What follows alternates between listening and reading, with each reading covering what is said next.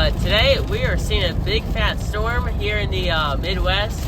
We're currently storm chasing this big fat storm. You'd probably barely hear me. You can hear the rain is pounding. You can see the lightning flash is just horrible.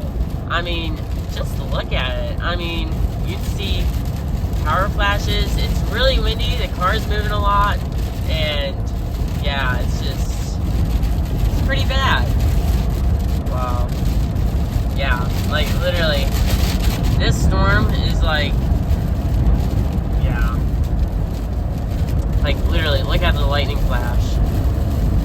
Wow, that's big.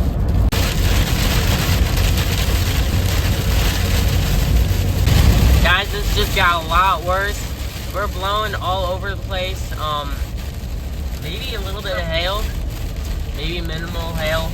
It's lightning and holy crap, do you see that? Wow. And you can see the semis are parked, and it's crazy. It's crazy to see this big fat storm. Wow. It's bad. See all of this? Wow. You can see all the stuff blowing around, the rain. That semi was parked. Wow. You can hear the rain. Man, it's crazy. I haven't saw a storm like this in a while. Like, at all.